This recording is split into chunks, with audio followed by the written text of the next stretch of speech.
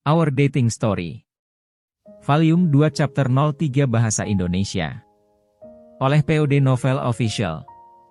Keesokan paginya, badai telah menghilang. Aku tidak bisa tidur nyenyak tadi malam karena terlalu gugup memikirkan Shirakawa-san yang ada di sampingku serta tangan kami yang saling bergandengan. Kami kemudian menyantap menu sarapan ala Jepang yang disediakan staf penginapan di kamar kami, mengenakan pakaian yang sudah dibiarkan mengering semalaman, lalu kemudian bersiap-siap untuk pulang ke rumah. Kereta api pada hari Minggu pagi yang kami naiki sepi penumpang. Kami berdua membicarakan hal-hal sepele, lalu setelah 1 jam lebih kami berdua akhirnya tiba di stasiun A. Kalau begitu, sampai jumpa lagi lusa. Besok adalah hari libur karena ujian, dan Selasa adalah hari upacara penutupan akhir semester. Di depan rumah Shirakawa-san, kami bertukar salam perpisahan. Ya. Sampai jumpa lagi, Ryuto. Shirakawa-san berkata begitu dan melambaikan tangannya, namun tiba-tiba ekspresi wajahnya berubah menjadi serius. Di bulan kedua kita. Tolong jaga aku juga, oke? Ya. Aku juga oke. Saat aku menjawabnya, wajahnya kembali tersenyum. Usai merasa lega melihat ekspresinya kembali ceria, aku melambaikan tanganku padanya. Setelah melihat Shirakawa-san memasuki rumahnya, aku kembali ke stasiun A sendirian. Di sekitar alun-alun stasiun, pada hari Minggu siang, ada banyak orang yang berdiri di sana sembari melihat ponsel mereka, sepertinya sedang berada di tengah-tengah pertemuan. Saat aku berjalan di sekitar area tersebut, aku menemukan banyak orang membagikan brosur dan tisu. Hari ini juga, aku dapat menemukan beberapa orang yang tampaknya sedang melakukan itu ke arah yang aku tuju. Izakaya, Bacus, membagikan kupon makan siang. Izakaya. Pada saat memikirkan hal itu, dan secara refleks akan menerima kertas yang dibagikan di depanku. Oh. Gadis yang membagikan kertas itu mengangkat suaranya, dan aku melihat wajahnya. Saat itulah mataku terbuka lebar karena terkejut. Yamana-san. Dia adalah sahabat Shirakawa-san, Yamana Nikoru-san. Aku sedang berjalan-jalan di pusat kota sambil mencoba untuk tidak melihat wajah orang, jadi aku sendiri tidak menyadarinya. Yamana-san mengenakan pakaian biru tua yang terlihat seperti samurai, dan celemek tanpa penutup dada. Baju samurai. Kerja sambilan. Bukannya sudah kelihatan jelas. Yamana-san membalas dengan singkat, dan sekali lagi, memberikan kuponnya padaku. Habis nganterin Luna pulang. Kebetulan banget. Kamu, coba mampir ke tempat kerjaku.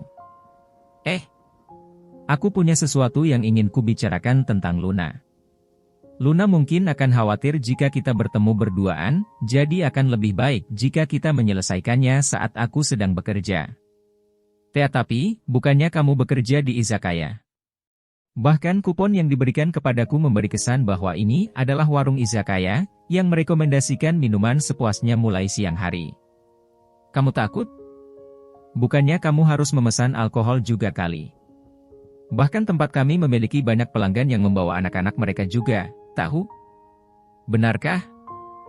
Jadi orang yang ceria bisa pesan makanan dan minuman di izakaya saat masih di bawah umurnya. Aku baru saja makan di restoran keluarga atau warung donburi, jadi rintangan ini masih terlalu tinggi bagiku. Sendirian? Pergi ke izakaya sendirian, lalu apa yang harus aku lakukan? Maksudku, Yamana-san sedang kerja sambilan, jadi sepertinya dia tidak akan menemaniku terus. Kalau tidak mau sendirian, ajak teman-temanmu saja sekalian.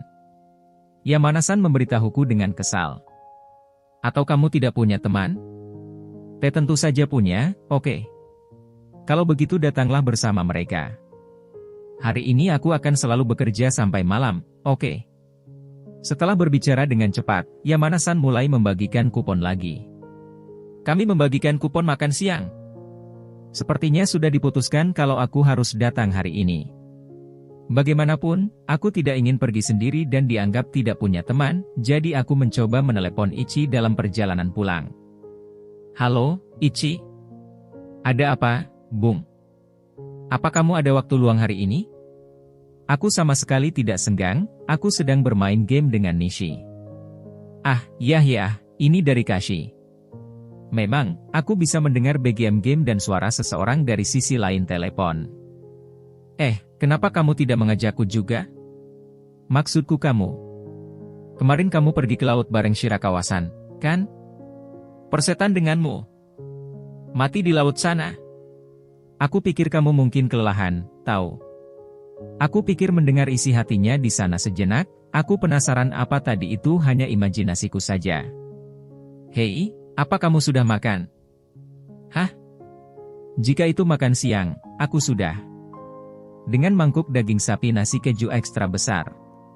Kalau begitu, mau makan malam bareng? Tapi aku ingin kamu mengundang Nishi juga. Hah? Lagi kesurupan apa sampai ngajak makan bareng segala? Oleh Yamana-san. Aku diundang untuk datang dan makan di izakaya tempat dia bekerja sambilan. Yamana, maksudmu Yamana Nikoru dari kelas kita? Kamu berhubungan dengan gadis iblis seperti dia.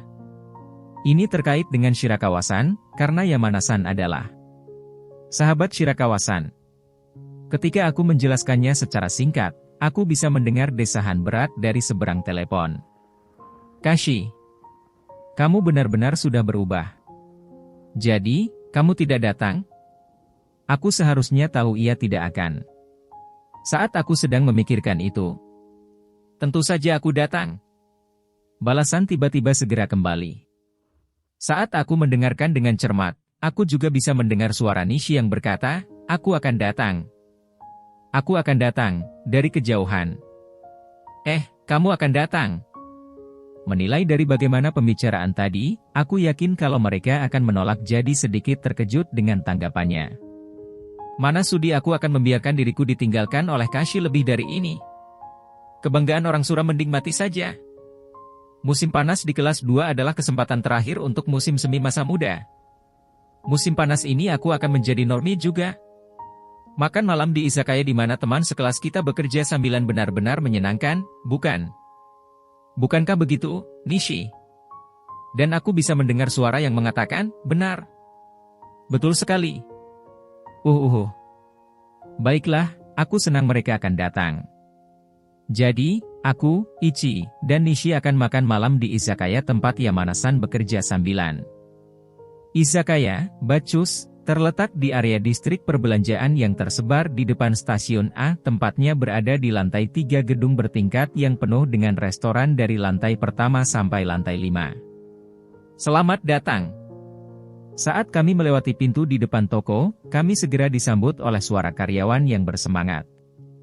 Meski sekarang masih jam 6 sore, namun bagian dalam warung sudah ramai dengan banyak pelanggan, mungkin karena hari ini adalah hari Minggu. Maaf, aku teman dari pekerja sambilan yang bernama Yamana-san. Ketika aku memberitahu karyawan pria yang keluar untuk membimbing kami, ia menanggapi dengan kata, lalu menganggukkan kepalanya. Untuk 3 orang, ya. Silahkan lewat sini. Kami dibawa menuju tempat duduk meja Sunken Kotatsu tempat kami harus melepas sepatu kami.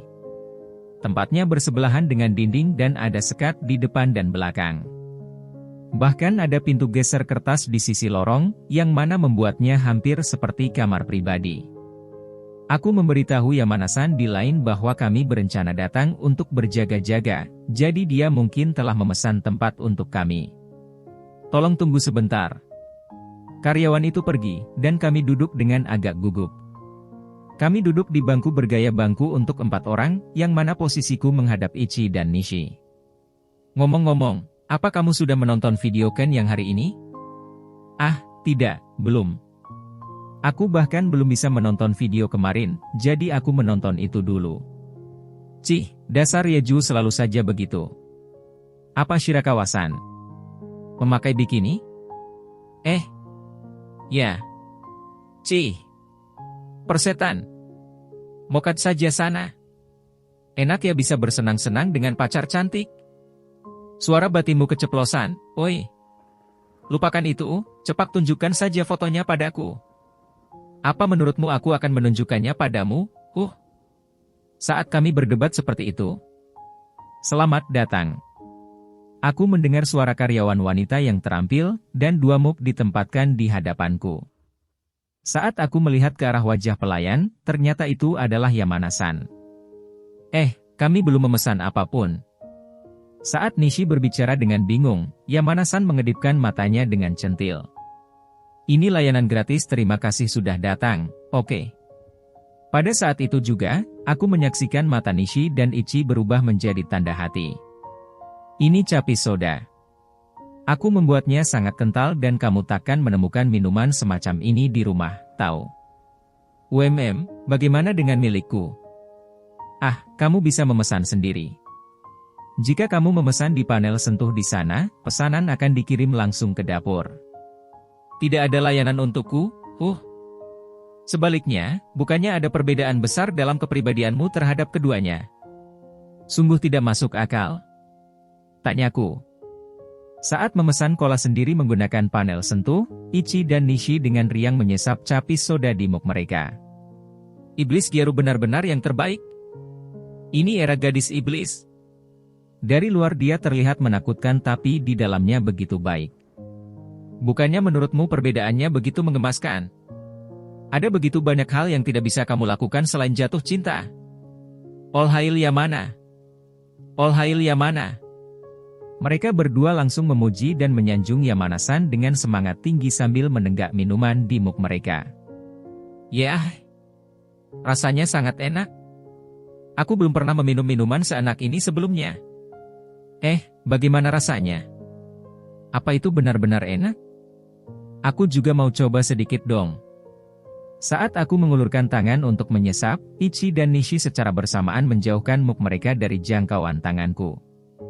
Enggak. Ini minuman capis yang diberikan gadis iblis hanya kepada kita. Gadis iblis adalah sekutu non-normie. Ini bukan untukmu.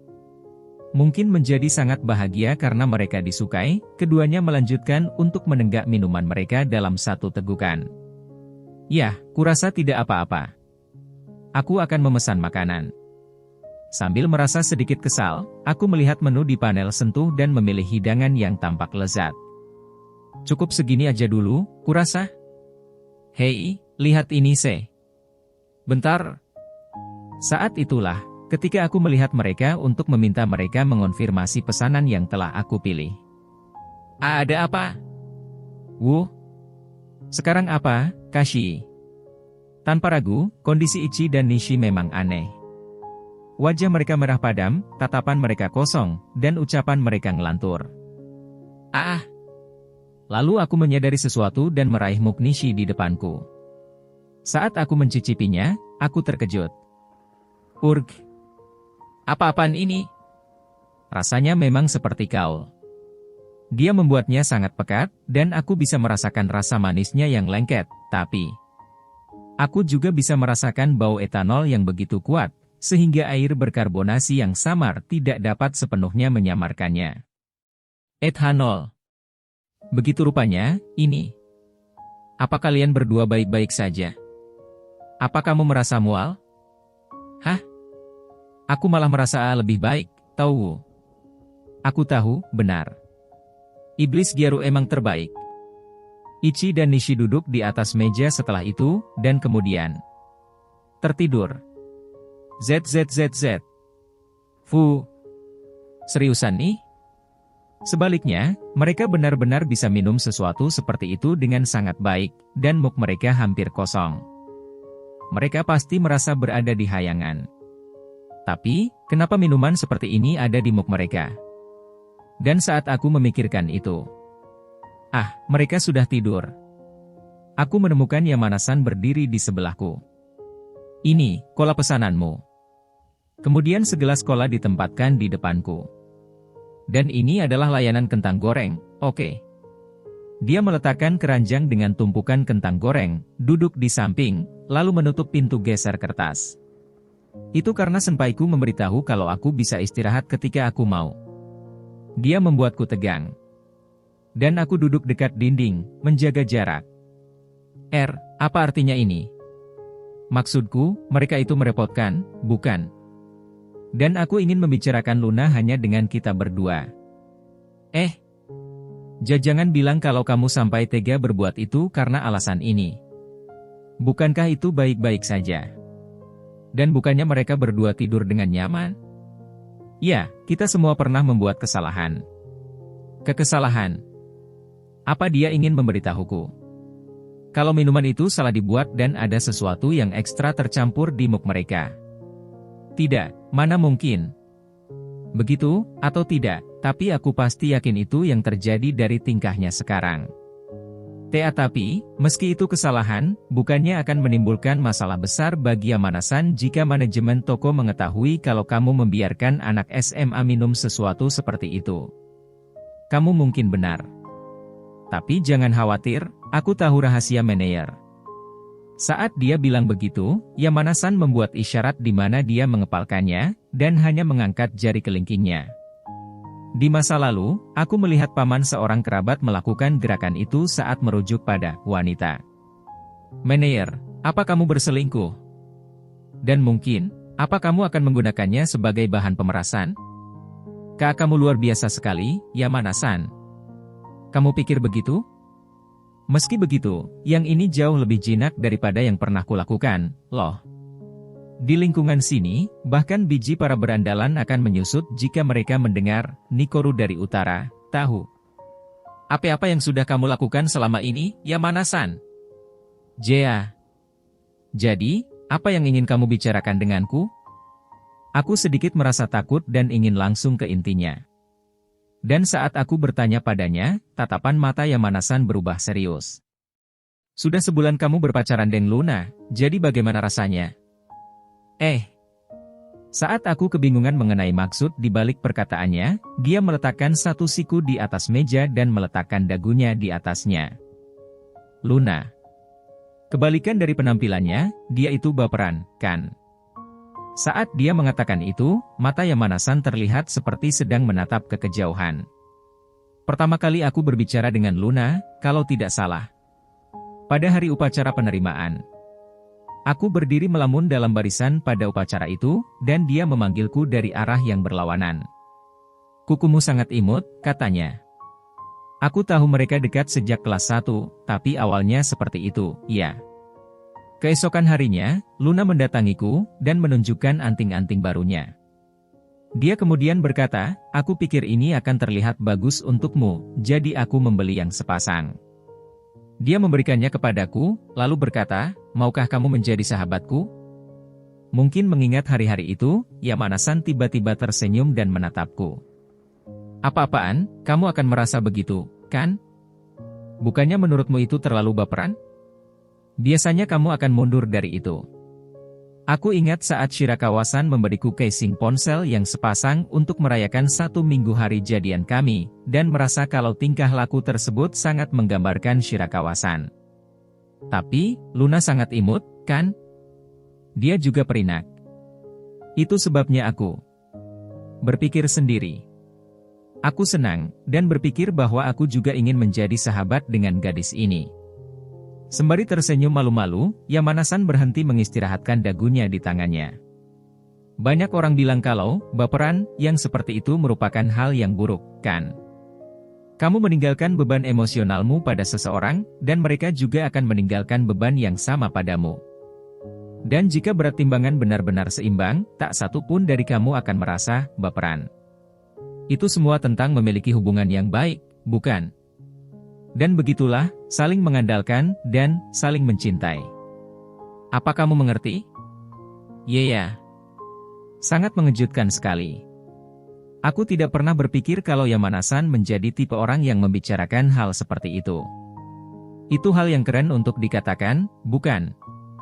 Bahkan, Nikoru dari utara, bisa puitis, tahu. Sambil menyeringai, ekspresi Yamana-san berubah serius lagi. Tapi asal kamu tahu, tidak peduli seberapa besar rasa saling mencintai di antara kita, dia menyukai cowok, dan begitu juga aku. Itu sebabnya, Luna dan aku tidak bisa lebih dari sahabat. Rasanya sangat menjengkelkan, dan itulah mengapa aku berharap dia akan segera menemukannya. Satu-satunya cowok yang bisa dengan tulus dia percayai dan membuatnya nyaman, satu-satunya cowok yang selalu bisa bersamanya. Pacar yang diinginkan Luna adalah bukan cowok yang bisa dia banggakan ke teman-temannya, melainkan cowok yang saling terhubung dengan hatinya. Dan sebelum aku menyadarinya, aku memiliki perasaan kagum padanya dan dengan tulus mendengarkan kata-kata Yamana-san. Kenapa dia menginginkan pasangan seperti itu? Mungkin karena keadaan keluarganya. Setelah menggumamkan kata-kata itu, Yamana-san mengangkat alisnya. Namun, cowok yang dia pacari sampai sekarang kebanyakan cowok keparat, yang hanya ceria dan terlihat baik di luar. Setiap pagi dan malam, Luna selalu mengirimkan line tanpa henti, kan? Ya. Kamu tidak terlalu membencinya, kan? Ya. Fakta bahwa dia memikirkanku, itu sudah membuatku bahagia. Mendengar jawabanku, Yamana-san menganggukkan kepalanya, tampak puas. Itulah gunanya berpacaran dengan seseorang, kan? Begitu rupanya. Karena aku cuma memiliki pengalaman menjalin hubungan selama sebulan jadi aku tidak tahu, tapi jika Yamana-san mengatakan demikian, mungkin memang seperti itu.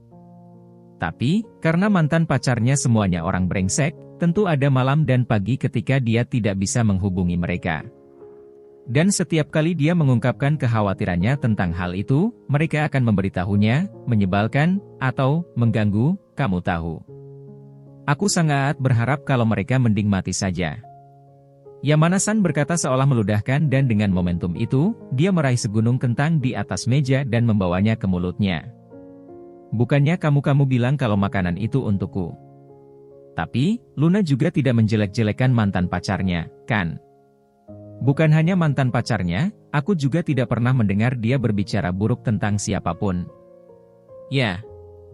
Aku menjadi lapar, jadi aku juga mulai makan kentang yang disediakan. Dan Luna menyukai orang. Dia berpikir kalau setiap orang adalah orang baik, dan tidak ada manusia yang jahat hatinya. Itu sebabnya, tentang mantan pacarnya juga, dia langsung mempercayai ketika mereka mengatakan, aku menyukaimu, di permukaan. Dia kemudian berkencan dengan mereka, dikhianati, dan terluka. Dan kemudian Yamana-san menghentikan tangannya yang meraih kentang. Luna mempunyai trauma yang disebut, batas 2 bulan. Batas, 2 bulan. Sejumlah pacar yang dia pacari sampai sekarang ketahuan selingkuh sebelum 2 bulan berlalu. Bahkan jika itu tidak terjadi, mereka secara bertahap mengacuhkannya kemudian putus setelah 3 bulan. Begitu. Itulah sebabnya disebut, batas 2 bulan, ya. Bahkan jika dia percaya padamu, kupikir Luna merasa khawatir sekarang. Sampai 2 bulan berlalu dengan aman. Kemudian, Yamana-san menatapku. Bisakah kamu berjanji padaku bahwa kamu benar-benar takkan melakukan apapun yang akan membuat Luna khawatir? Aku dihadapi oleh tatapan tajam itu, dan aku mengangguk dalam-dalam, meskipun belum tentu karena itu. Aku berjanji. Aku tidak akan melakukan apapun yang akan membuat Shirakawa-san khawatir. Bagiku, yang berjanji padanya dan dengan tegas balas menatapnya, Yamana-san menatapku tanpa bergerak sejenak. Begitu. Aku merasa lega. Lalu dia tersenyum lebar. Aku melihat senyum riang Yamana-san, dan merasa bahwa ini adalah pertama kalinya aku melihat wajah tersenyum orang ini. Jadi, pembicaraanku dengan Yamana-san sudah berakhir. Tentang mereka, apa yang akan kita lakukan? Yamana-san turun dari tempat duduknya, lalu menunjuk Ichi dan Nishi di depannya, yang dengan tenang menjatuhkan diri di atas meja. Bahkan jika kamu menanyakan itu padaku, aku ingin bertanya padanya. Ini ulah kamu sendiri yang membuat mereka mabuk begini, jadi bertanggung jawablah. Tapi karena aku takut, jadi aku tidak mengatakannya. Ya, kelihatannya, mereka mungkin tidak akan bangun sampai besok, kan? Itu sih bakal masalah. Ya, menjadi seperti ini juga karena, aku membuat kesalahan saat membuat minuman, jadi aku akan mencari tahu nanti. Jika kita membiarkan mereka tidur selama 2 atau 3 jam, mereka mungkin akan bangun sendiri lalu pulang. Kamu yakin? Kalau begitu, aku akan menyerahkannya padamu.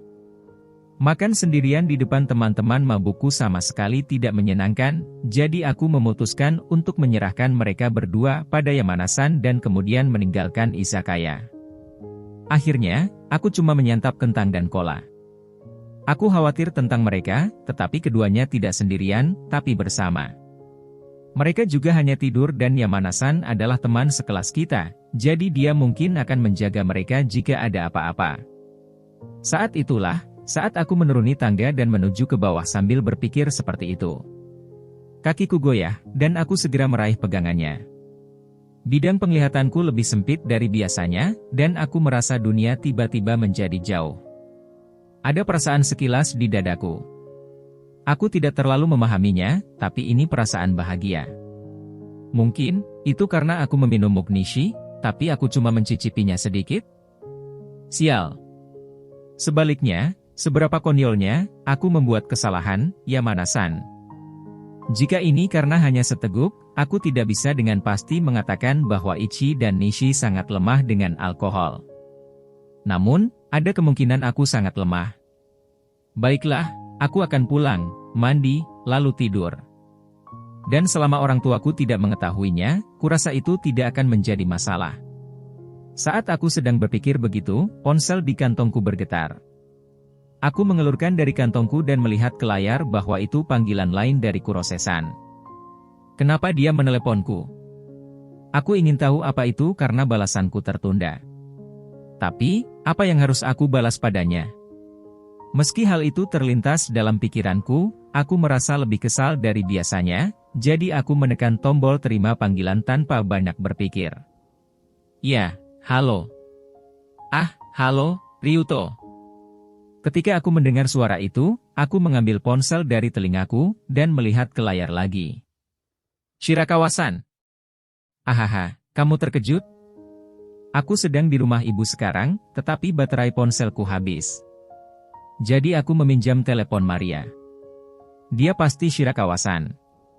Tapi aku tidak pernah mendengar dia punya rencana seperti itu hari ini. Setelah kamu menyebutkannya, kemarin kita telah menghabiskan powerbank punyamu, bukan? Aku juga minta maaf karena telah meminjamnya.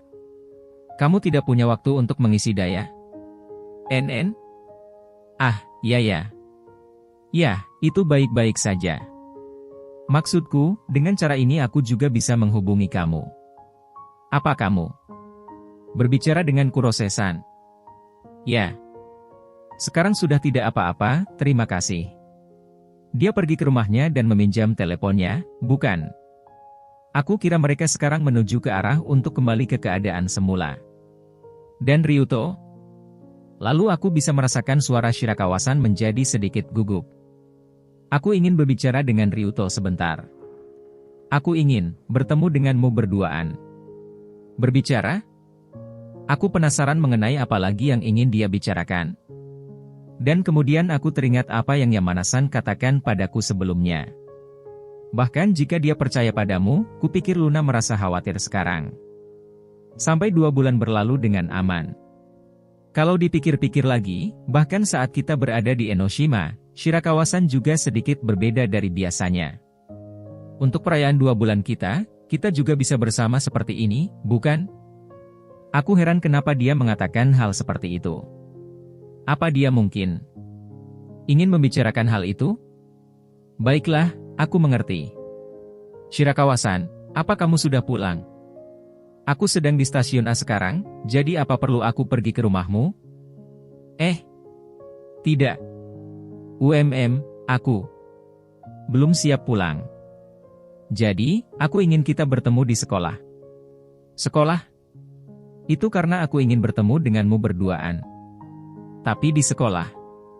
Pertama-tama, memangnya kita diperbolehkan masuk pada hari Minggu di jam segini? Lagian aku sedang memakai baju santaiku. Aku melihat ponselku sebelum meninggalkan izakaya dan sekarang sudah lewat jam 7 malam. Area sekitar juga menjadi gelap, dan periode saat seorang siswa SMA harus mengkhawatirkan perhatian orang lain. Tidak apa-apa, aku akan memikirkan sesuatu. Apa kamu tidak mau? Tanpa kusadari, suara Shirakawa-san menjadi lemah dan lirih seperti seakan-akan dia berubah jadi orang lain. Itu membuatku khawatir, dan membuatku merasa harus bertemu dengannya secepat mungkin. Baiklah, aku mengerti. Kalau begitu aku akan pergi ke sekolah sekarang. Baik. Jika ada sesuatu, hubungi telepon ini, hubungi line Maria, oke? Aku mengerti.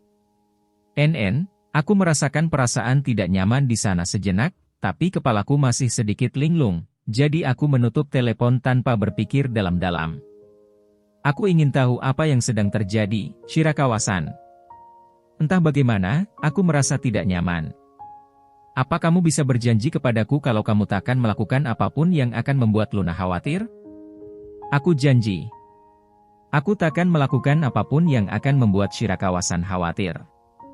Sambil mengingat percakapan dengan Yamana-san, aku berjalan melalui keramaian orang di depan stasiun, dan menuju ke gerbang tiket dengan cepat. Sesampainya di sekolah, kunci pintu samping dibuka. Ada cahaya yang menyala dari ruang guru di dalam gedung sekolah, jadi aku penasaran apa itu karena ada guru, atau Shirakawa-san datang lebih awal dan entah bagaimana membukanya, seperti bagaimana dia berkata, aku akan memikirkan sesuatu. Ryuto, aku sudah sampai di sekolah.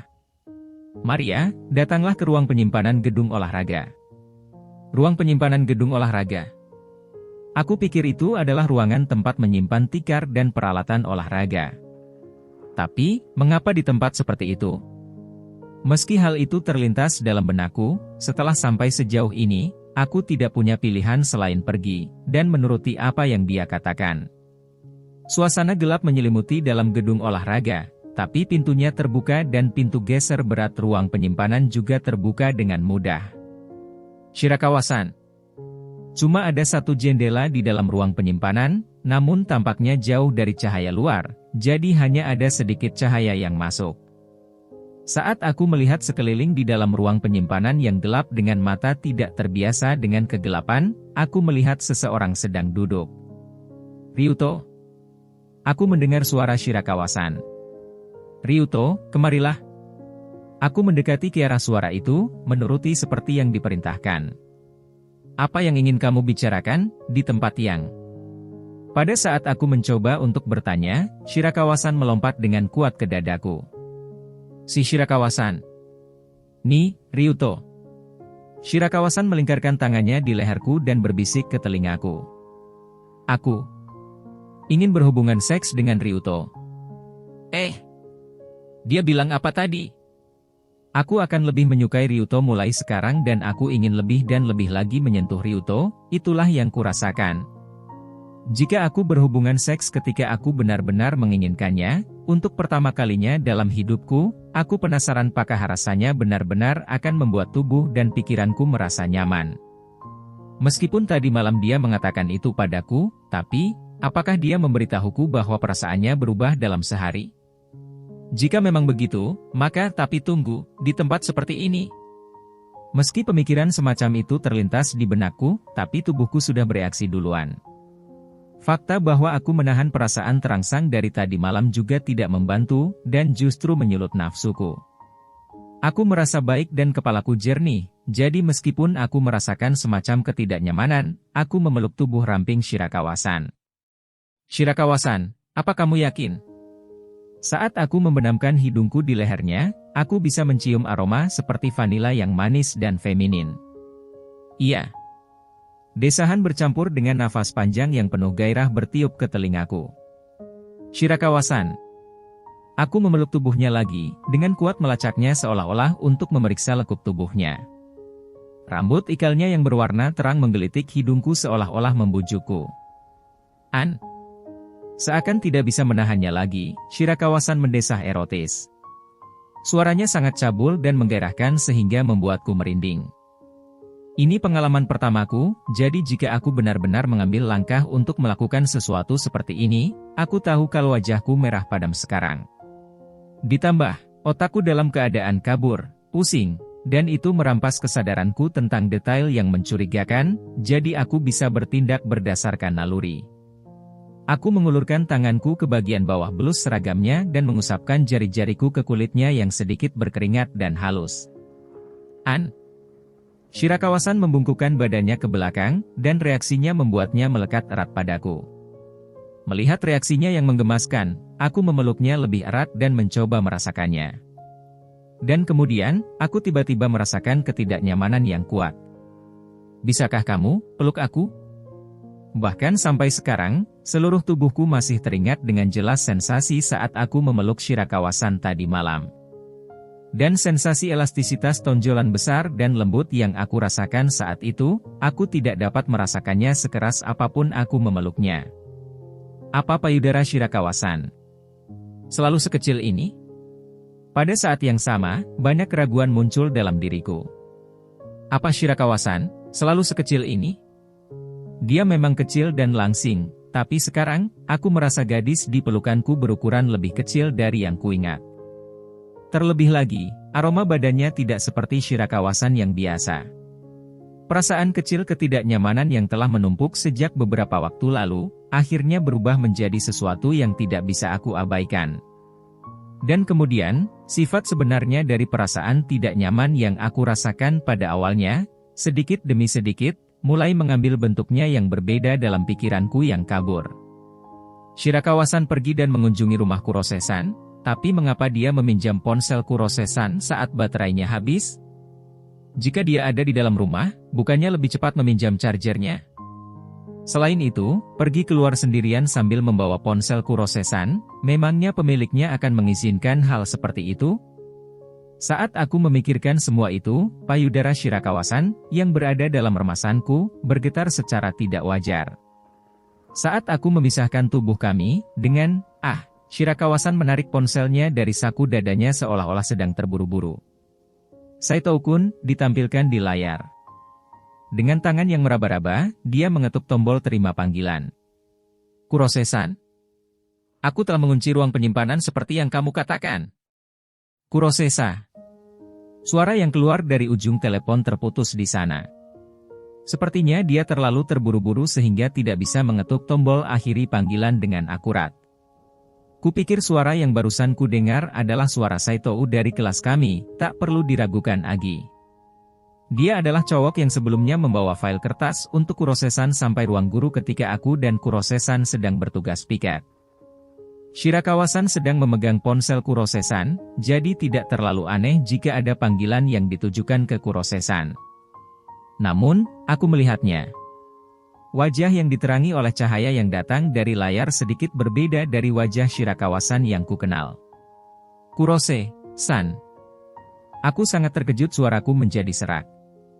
Apa artinya ini? Kurose-san sepertinya memakai riasan yang berbeda dari biasanya. Dan dia, memang, terlihat sedikit mirip Shirakawa-san. Rambut panjang bergelombang berwarna terangnya sangat mirip dengannya. Kenapa Kurose-san? Kepalaku sangat panik dengan apa yang sedang terjadi. Di depanku, Kurose-san membeku sesaat ketika dia melihat kondisiku. Di mana Shirakawa-san? Ketika aku bertanya padanya, dia menghela nafas kecil dan melepas wig di kepalanya. Dia kemudian melepaskan rambutnya yang diikat dan rambut hitam Kurose-san yang biasa tergerai indah. Untah, aku tidak tahu di mana Luna berada. Bukannya dia ada di rumah dan sedang makan malam yang dibuat nenek bila di jam segini? Dengan kata lain, Shirakawa-san sama sekali tidak ada hubungannya dengan ini. Memahami kalau Kurose-san tidak melakukan apapun padaku, aku merasa sedikit lega. Bagaimana kamu? Melihat wajah tercengangku, Kurose-san tersenyum ramah. Mataku sudah terbiasa dengan kegelapan di dalam ruang penyimpanan, dan sekarang aku bisa melihat sedikit detail. Luna dan aku sama sekali tidak mirip dari luar, tapi suara kita sama persis. Sejak kita masih kecil, bahkan orang tua kita juga salah mengira saat bertelepon. Hei, Ryuto. Untuk sesaat, aku merasa seperti benar-benar dipanggil oleh suara Shirakawa-san. Meski aku tahu asal-muasal suara itu, aku akhirnya melihat ke belakang. Kenapa aku tidak segera menyadarinya? Tidak, ini bukan hanya aku, bahkan tidak ada seorang pun di kelas yang menyebutkannya sebelumnya. Mungkin, itu karena nada dan susunan kata yang dia gunakan saat berbicara berbeda, kurasa. Aku tidak tahu, jadi aku akhirnya datang jauh-jauh ke sini berpikir bahwa itu adalah panggilan dari Shirakawa-san, tanpa meragukannya. Kenapa kamu melakukan hal seperti ini? Aku sudah bilang padamu. Aku ingin berhubungan seks dengan Ryuto. Kurose-san tersenyum saat meniru suara Shirakawa-san lagi. Aku ingat apa yang terjadi sebelumnya, dan tubuhku gemetar. Begitu ya, aku melakukan hal seperti itu dengan Kurose-san. Jantung berdebar dan keringat dingin ini, bahkan aku sendiri tidak yakin emosi apa yang sedang kurasakan ini. Tapi bagaimanapun juga, setidaknya aku tahu akan buruk jika aku tetap di sini. Kalau begitu, aku akan pergi sekarang. Aku berbalik dan kembali menuju ke pintu masuk, tapi pintu geser tersep tidak bergeming. Aku mengunci pintu dari luar. Kamu sudah mendengarnya, kan? Ulah Saito, ya. Mengapa? Karena tak ada yang bisa kulakukan, aku menyandarkan punggungku di pintu dan duduk. Saito-kun berada di klub judo, jadi dia sering menggunakan kunci gudang. Aku memanfaatkannya, dan memintanya untuk melakukannya malam ini. Aku mengerti kalau Saito dengan gampang menuruti apa yang Kurose-san katakan karena motif tersembunyi. Kurose-san adalah gadis cantik idola kelas, jadi itu bukan hal yang mustahil. Tapi, aku akan keluar melalui jendela itu. Atau menelepon uang guru karena sepertinya gurunya masih di sana. Apa kamu yakin? Bahkan jika Luna mengetahuinya. Aku akan memberitahu Luna. Apa yang dilakukan Kashima-kun sebelumnya? Itu. Saat aku mencoba membuat bantahan, Kurose-san berlutut di hadapanku dan memelukku. Tapi, Kurose-san berbisik ke telingaku saat aku masih terkejut.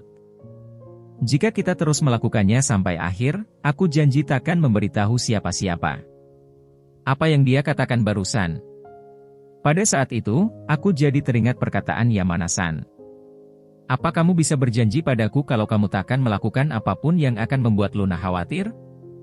Tadi, aku memeluk Kurose-san dan sempat meraba-rabanya karena kupikir dia itu Shirakawa-san. Tapi, ternyata dia sebenarnya Kurose-san.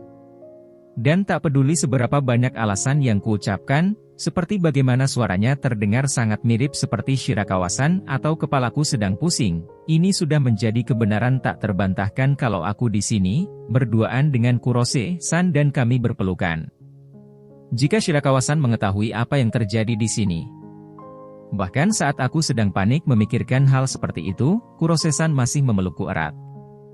Terpaku pada tubuh yang lembut, perasaan yang sebelumnya aku rasakan kembali. Bahkan pada saat ini, aku mencintai Shirakawa-san, tetapi tubuhku perlahan menjadi panas, sangat berkebalikan dengan hatiku. Kamu bersedia? Tutup mulut jika kita melakukannya sampai akhir?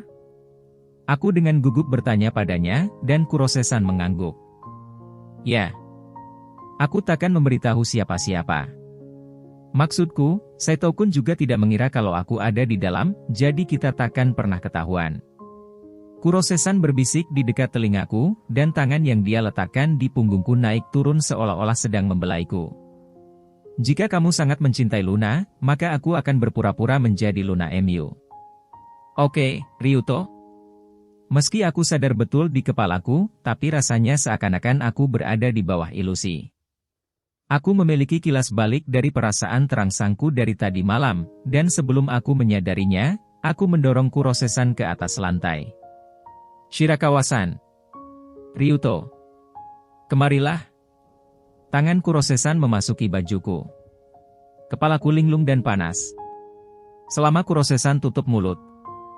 Tapi, itu tidak mengubah fakta bahwa kamu akan mengkhianati Shirakawa-san.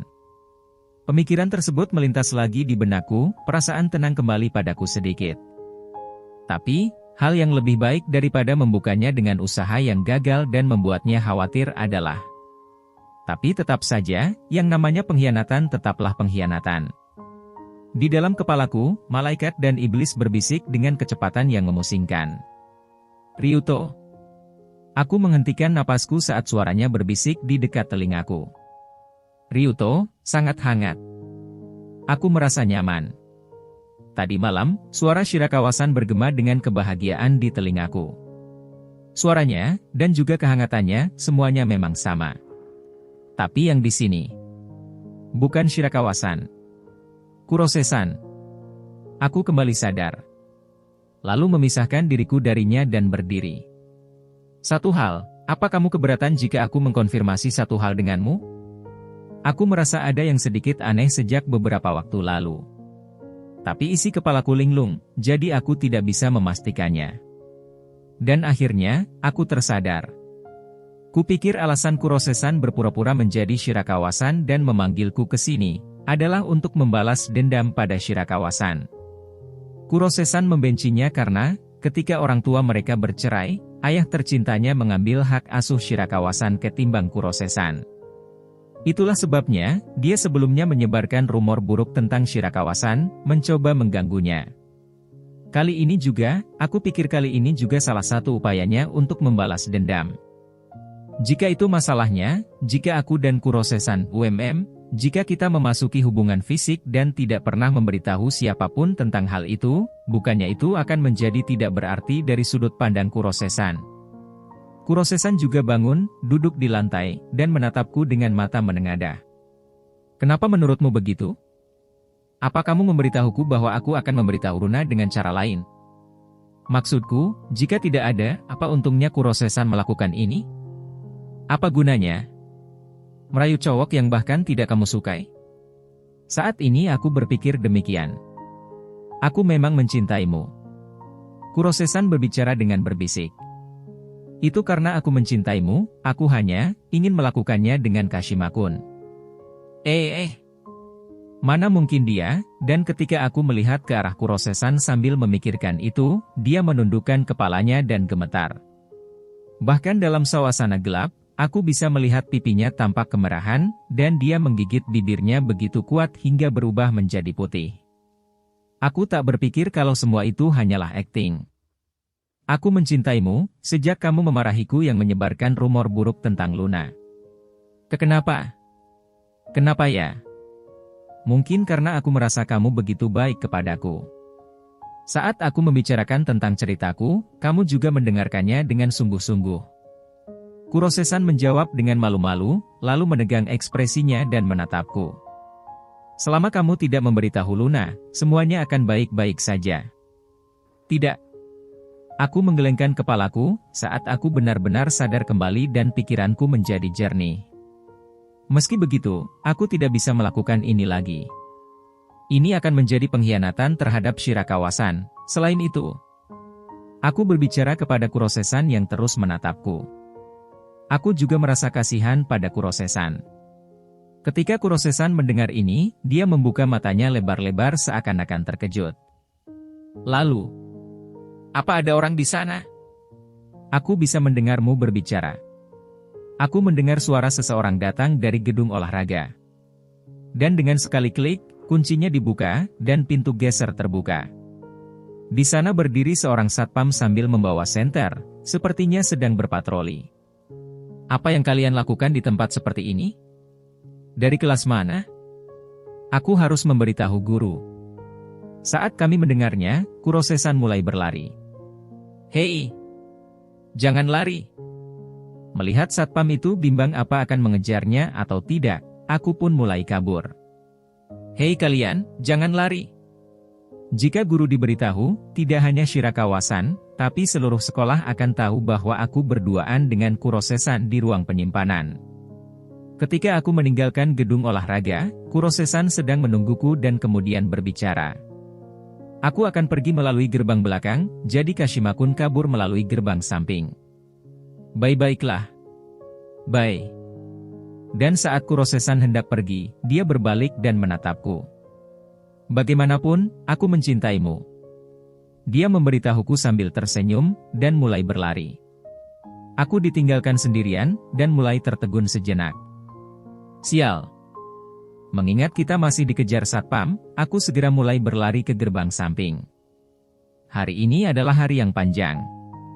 Saat mengingat kembali kejadian tadi malam, ketika aku menghabiskan malam sambil bergandengan tangan dengan Shirakawasan hampir tidak bisa tidur, sulit untuk percaya bahwa semuanya terjadi pada hari yang sama. Sesampainya di rumah, aku berbaring di tempat tidurku dan rasa lelah mulai menghampiri badanku. Aku menatap langit-langit sambil berpikir. Hal yang terlintas di pikiranku ialah, seperti yang diharapkan, apa yang Kurosesan katakan sebelumnya. Bagaimanapun juga, aku mencintaimu. Apa dia? Menembakku? Jika memang begitu, haruskah aku memberikan jawaban? Di ruang penyimpanan, aku memberitahu Kurosesan kalau aku tidak bisa melakukannya sampai akhir. Tapi kami segera dikejar oleh satpam sekolah dan akhirnya kami berpisah. Aku merasa seperti kalau aku tidak menanggapinya dengan jelas dan hal itu menggangguku. Kurose-san. Ketika aku mengingat rangkaian peristiwa yang terjadi di dalam ruang penyimpanan, jantungku mulai berdebar kencang. Kurose-san. Benar-benar imut. Aku pikir dia bisa memilih cowok mana saja yang dia inginkan, namun, kenapa dia memilihku? Ya, aku memang pernah menyukainya saat masih kelas 1 SMP, dan bahkan sekarang, jika aku tidak berpacaran dengan Shirakawa-san, tidak ada gunanya memikirkan tentang perumpamaan ini. Itu karena saat ini, aku tidak bisa memikirkan orang lain selain Shirakawa-san. Aku akan menjelaskannya pada Kurose-san. Dengan pemikiran itu, aku membuka aplikasi lain. Entah bagaimana karena tidak bisa tetap berbaring, aku duduk tegak di tempat tidur dan mengetuk simbol panggilan suara. Aku merasa tidak sopan menolaknya hanya dengan mengirim pesan. Halo. Kurose-san segera menjawab panggilan. Halo, Kurose-san. Apa kamu sampai di rumah dengan selamat? Iya. Syukurlah. Mengenai apa yang kamu katakan tadi. Kashima-kun. Dipanggil dengan nada yang kuat, aku berhenti berbicara. Aku tahu apa yang ingin kamu katakan. Tapi, aku ingin mendengarnya secara langsung. Jika kamu mengatakannya lewat telepon, aku tidak bisa menyerah. Aku tidak akan mengganggu Kashima-kun lagi dan ini akan menjadi yang terakhir kalinya, jadi, bisakah aku bertemu denganmu sekali lagi? Cara berbicara barusan adalah cara Kurose-san, tapi suaranya sangat mirip dengan Shirakawa-san. Ketika aku memikirkannya, aku sulit untuk mengabaikan permintaannya. Aku mengerti. Tapi, kita akan bertemu di luar, oke? Ketika aku mengatakan itu padanya, karena aku khawatir itu akan berakhir seperti hari ini lagi, Kurose-san tertawa kecil dari sisi lain telepon. Aku tahu. Kita bisa bertemu di taman atau sesuatu. Karena sekarang sudah malam, jadi bisakah kita bertemu besok? Ya. Kalau begitu, besok saat hari cerah. Jadi, kami memutuskan waktu dan tempat untuk bertemu, lalu mengakhiri panggilan. Keesokan harinya merupakan hari dengan cuaca mendung yang pengap. Bahkan setelah menjelang tengah hari, Ichi dan Nishi masih belum online di Discord. Hal itu membuatku khawatir, jadi aku menelepon Ichi. Karena kemarin aku terlalu kelelahan, jadi aku akhirnya tertidur meski aku mengkhawatirkan keduanya. Halo? Ichi? Apa kamu baik-baik saja? Karena aku tidak mendengar suara apapun meski panggilan tersambung, aku mencoba bertanya. Dan di saat berikutnya, pertanyaanku dibalas dengan suara yang sangat keras sehingga aku pikir ponselku akan retak. Aku tidak baik-baik saja. Apa-apa yang terjadi? Sepertinya ada sesuatu yang terjadi, tapi aku lega ia baik-baik saja untuk saat ini. Cewek lonte itu. Calpis soda dengkulmu. Mana mungkin ada capis yang akan membuat kepalaku sakit seolah-olah ingin pecah. Itu benar, candaannya tidak lucu tahu. Beraninya dia bermain-main dengan hati polos orang suram. Dari dekat, aku juga bisa mendengar suara Nishi. Apa Nishi juga ada di sana? Ini rumahku. Tentu saja aku akan berada di sini. Nishi membiarkanku bermalam di sini. Kamu berani pulang jam segini dengan wajahmu yang memerah seperti orang mabok, aku diberitahu begitu dan dipukul keras oleh orang tuaku, dan aku diusir dari rumah. Ichi menjelaskannya dengan suara sedih hingga membuatku tercengang. Orang tuaku juga sempat marah, tapi aku menjelaskan kalau karyawan yang ceroboh membuat kesalahan dalam pesanan. Dan aku berhasil masuk ke rumah dengan Ichi, entah bagaimana. Tentu saja, terlepas disengaja atau tidak, setiap karyawan yang melayani anak SMA minuman semacam itu akan dicap jelek, kan? Jadi aku pergi tidur, tapi sejak pagi aku muntah atau terjatuh, dan kepalaku sakit, Nishi. Aku telah memutuskan bahwa aku takkan pernah minum lagi. Ichi. Gadis iblis menyebalkan itu. Nishi. Dan Kashi sudah lenyap entah kapan. Ichi. Ah, ya, tentang itu. Aku benar-benar minta maaf. Kebencian mereka ditujukan kepadaku, jadi aku segera meminta maaf. Setelah kalian berdua tertidur, tidak ada yang bisa dilakukan. Dan Yamana-san memberitahuku bahwa dia akan menjaga kalian berdua setelahnya, jadi itu sebabnya. Gadis iblis menyebalkan itu. Menjaga seseorang, gundulmu. Dia punya nyali mengatakan, aku akan pergi sekarang, jadi pulanglah sendiri sana, melemparkan 2 botol air ke arah kami dan mengusir kami. Orang itu bukan gadis iblis. Dia cuma iblis. Aku akan memotongnya dengan katana mataku. Aku punya firasat tentang itu, tapi aku rasa mereka tidak diperlakukan dengan hangat. Itu juga berlaku untukku, tapi aku minta maaf karena ini pertama kalinya sangat buruk di izakaya bagi mereka berdua. Dan saat aku memikirkan itu, seperti yang diharapkan, pergi ke izakaya adalah ide yang buruk. Sepertinya begitu.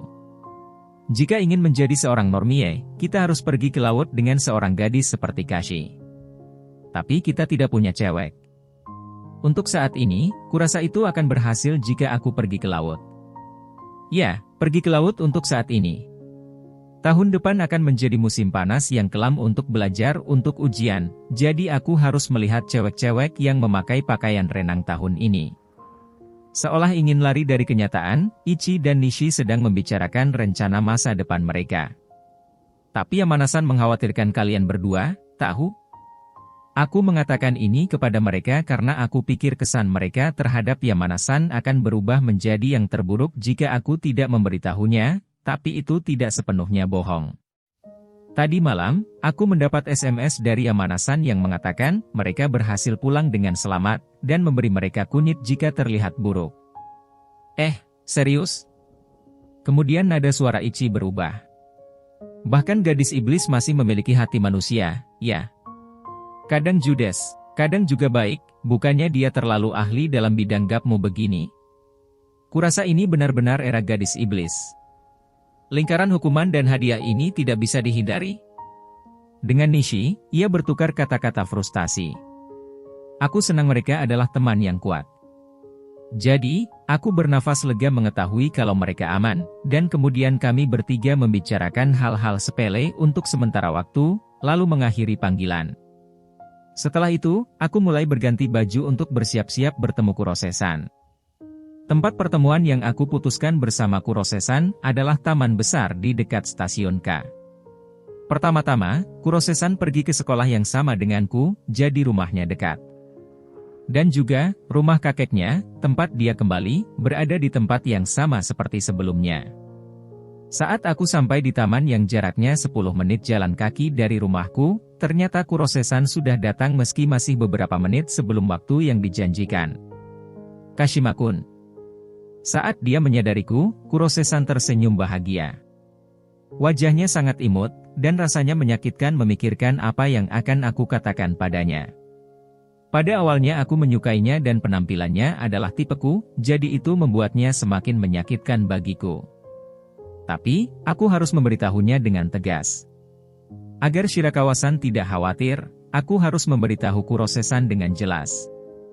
Terima kasih sudah datang, Kashima-kun. Kurose-san memiliki senyum yang lembut. Senyuman tersebut bukanlah senyuman sanjungan yang dia tunjukkan kepada anak laki-laki di kelas, atau senyuman jahat yang dia tunjukkan ketika dia menyebarkan rumor buruk tentang Shirakawa-san, tapi itu adalah senyuman alami yang dia buat di depan teman-temannya atau seseorang yang dia cintai. Seseorang yang dia cintai, seperti yang diharapkan, dia serius saat memberitahuku kalau dia mencintaiku, ya. Bisakah kita berbicara sambil berjalan? Menanggapi usulan Kurose-san, kami memutuskan untuk berjalan di sepanjang kawasan pejalan kaki di dalam taman. Di bawah cuaca cerah, sinar matahari yang melewati dedaunan pepohonan akan membuat tempat ini indah, tetapi di bawah cuaca mendung seperti hari ini, rasanya jadi sangat suram. Mengingat tempat di mana kamu bisa menghabiskan waktu di luar ruangan dengan menyenangkan di pertengahan musim panas ini hanya sedikit, tempat ini adalah tempat yang bagus dan sejuk dengan selokan air buatan yang mengalir di dekatnya. Kashima-kun, kupikir kamu bakal ditangkap oleh Satpam. Aku baik-baik saja. Sepertinya ia cuma memperingati saja dan tidak pernah mengejarku. Begitu ya? Aku ingin tahu apakah itu karena beliau sudah kakek-kakek. Taman ini terletak di dataran tinggi di sepanjang rel kereta api, dan percakapan kami sesekali terputus karena suara kereta dan pesawat yang lewat di langit. Setelah interupsi untuk kesekian kalinya, aku menguatkan diri dan mulai berbicara. Kurose-san. Dan kemudian Kurose-san berhenti berjalan. Kashima-kun, kamu tahu. Kurose-san, yang berbicara dan menatap ke depan, mengalihkan pandangannya ke arah kakinya dan tersenyum lembut. Sampai aku datang ke sini, aku cukup bersenang-senang. Aku merasa seperti akan berkencan, dan bingung baju seperti apa yang harus aku pakai, menata rambutku. Aku agak terkejut dan kemudian ke seluruh tubuh Kurose-san. Kurose-san mengenakan gaun kotak-kotak hitam dan merah muda. Tas tangan dan sepatunya berwarna hitam, dan meski belum sampai ke gaya gotik Lolita, secara keseluruhan itu adalah kombinasi barang-barang dengan cita rasa feminin. Tapi, aku akan ditolak. Aku tahu itu, tapi itu menyakitkan, bukan?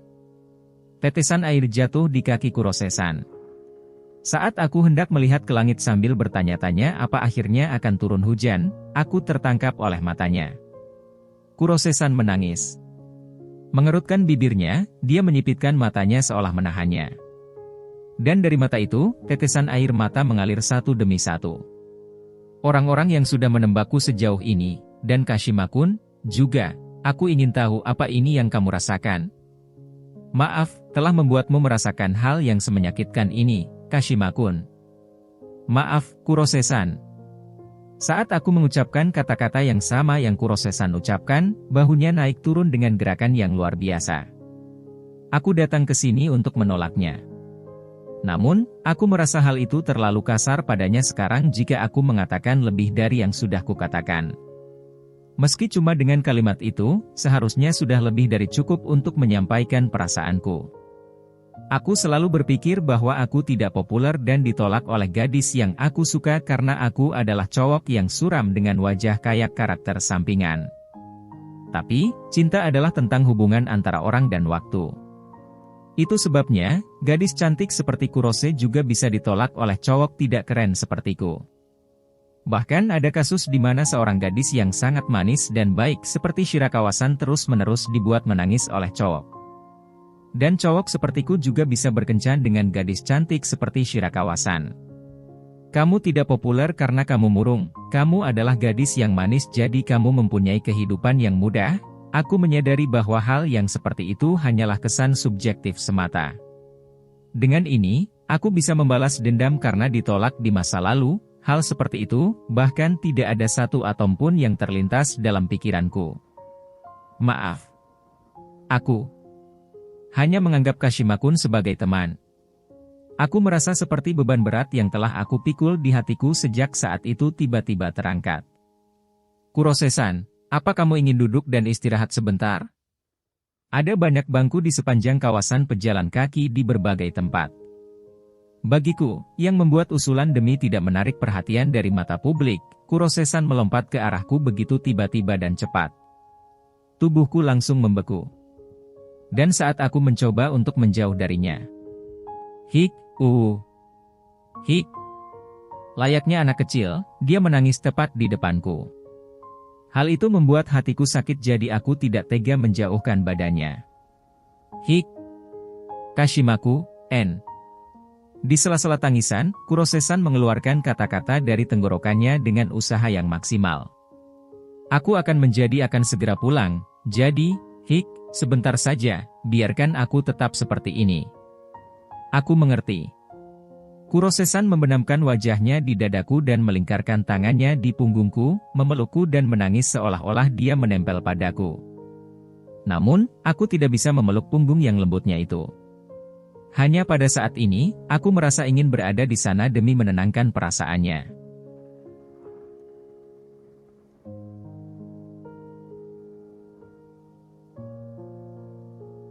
Chapter 3,5 Nikoru, kerja bagus buat pekerjaan sambilanmu. Hei Luna, apa kamu bersenang-senang di laut? Topannya sangat mengerikan, bukan? Ya, benar.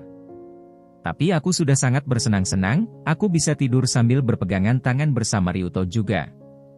"Yah, aku sudah mendengar intinya di lain, tapi kamu tahu. Orang itu, ia benar-benar luar biasa, ya. Lagi pula, Ryuto cowok yang sangat serius. Sepertinya begitu. Aku mengakuinya sebanyak itu. Tapi menjadi cowok yang tulus bukan berarti ia juga takkan selingkuh, tahu? NN, kamu mungkin benar, tapi Ryuto adalah cowok terakhir, oke?" "Hah? Apa-apaan itu, film? Teafnger. Fufu. Intinya, aku tidak perlu mengkhawatirkan Ryuto. Meski kamu bilang begitu, kamu masih tetap khawatir, kan? Sampai 2 bulan berlalu. Kurasa begitu. Kenapa ya? Seperti yang kuduga, itu ada hubungannya dengan ayahmu, bukan? NN, apa yang Mama ceritakan sejak aku masih kecil, selalu ada di suatu tempat di hatiku. Tidak ada pria yang tidak selingkuh. Seorang wanita tidak bisa melakukan apa-apa selain bertahan, katanya. Tapi pada akhirnya, ibumu tidak tahan lagi, jadi dia pergi, kan? NN. Tapi, menurutku, Papa sangat mencintai Mama. Kalau begitu jangan selingkuh dari istrimu. Ayahku juga sama, sih. Kenapa kamu berhubungan seks dengan wanita yang kamu cintai hanya untuk menyakitinya? Aku juga tidak tahu kenapa. Aku bahkan tidak ingin tahu kenapa dan juga tidak mau tahu. Kamu tahu, sampai pacar sebelumnya yang aku pacari, aku sudah merasakannya dari awal. Perasaan tentang bagaimana orang ini mungkin akan menyelingkuhiku. Itulah sebabnya, aku selalu memberitahumu itu di awal, kan? Tapi Luna, kamu selalu bilang, aku ingin mempercayainya. Ya. Aku ingin mempercayainya, tapi tetap dikhianati, tetapi karena aku berpikir, sudah kuduga, di kepalaku, aku akan mengatakannya entah bagaimana menjadi jelas bagiku, dan keterkejutannya hampir tidak tertahankan. Tapi, kamu selalu menangis, Luna. Yap. Tapi, tentang Ryuto, ada bagian dari diriku yang benar-benar mempercayainya. Itu sebabnya, menurutku ini sangat menakutkan. Meski kesempatannya sangat kecil, bagaimana jika ia selingkuh darimu? NN. Saat itu, aku tidak tahu apakah aku bisa menanggungnya. Yah, tapi pemikiran seperti itu tak pernah terlintas dalam pikiranku saat aku bersama Ryuto. Aku rasa begitu. Bagaimanapun juga, cuma waktu yang bisa menjawabnya. Sebulan kemudian aku yakin kamu akan tersenyum, berpikir, aku benar-benar tidak perlu mengkhawatirkannya. Kamu benar. Aku pasti akan berpikir begitu. Sambil tersenyum, dia melihat telepon yang diletakkan di tempat tidur dalam mode pengeras suara. Sendirian, Luna menatap penuh kasih pada casing ponsel yang serasi dengan orang yang disukainya.